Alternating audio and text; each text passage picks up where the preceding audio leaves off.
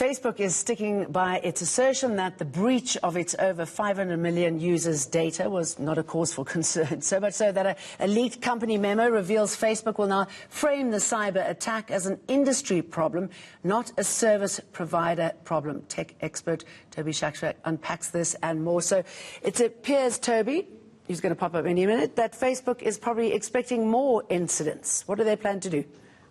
Yes, they are, and quite rightly, it is an industry problem. But if you're a service provider, there's no way you can write off your responsibility. I find the callousness of this attempt to divert blame extraordinary, given that this is the same company that repeatedly is exposed for having such poor security over the last 10 years, if not all.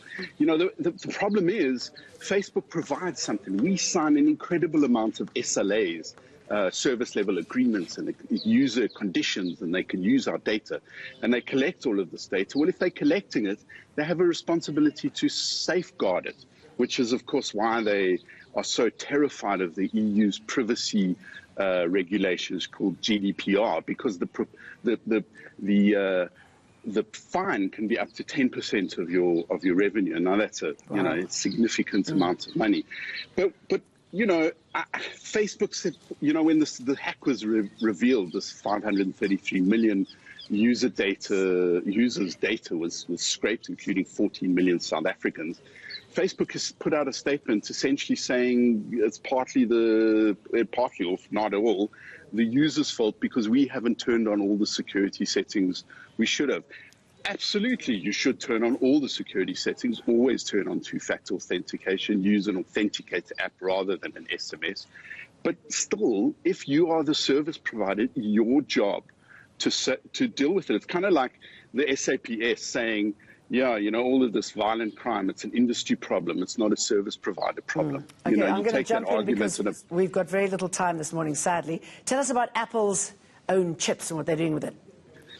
Yes, so Apple is continuing with its own processors. It calls it Apple Silicon, and it's been making them for years for the iPhone, like the 12 that you're talking to me on, and the iPads. And then it decided that Intel, the great architect or the great pioneer of this digital economy of silicon, as we know, was just moving too slowly. And it is. So Intel is a spent force in many ways from the giant it was. So Apple has been making their own chips, and now they've put them in their very first iMac and their new iPad Pro. I have to say the iMac is gorgeous. I'm sure they're visuals now, but it kind of looks like someone's stuck a rather large iPad onto a stand and turned that into a desktop computer, all in bright colors for the first time in a long time. They've all been gray or space gray. So really, you know, really interesting. This is interesting because it's another advancement of how mobile is eating the world. These are mobile chips that are now powering Apple's desktop. When they first released the M1 chip, and I have the MacBook Pro of that, they also released the Mac Mini, which is the desktop.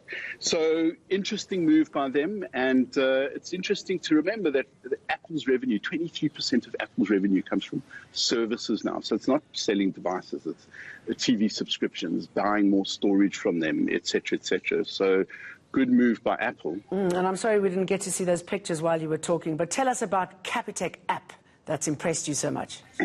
Indeed, you know, I've been wanting to test this functionality because it's a very clever way of opening a bank account. You don't have to go into a branch and verify your details with a ID document.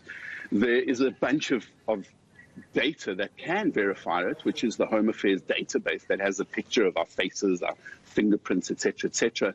And what the app does is you fill in all your details, and then you do a selfie. I mean, you do several selfies actually, and then it verifies your face against your ID number. It sends you an SMS. You carry on setting up the app. And what I find so simple and so clever is that you have to sign agreements. You have to sign privacy. You have to sign, I think, 3 agreements in total. And each of those, you use your face. And of course, as you do it, you bring face closer. So that's as far as I've gotten just before you called, and now I'm going to transfer some money into it and start enacting it. And using selfies to verify has been around for ages. Every time I've reinstalled the F&B app on a new phone, that's how you do it. It's very clever. Yeah, it is clever. Toby, thank you very much. And Arthur.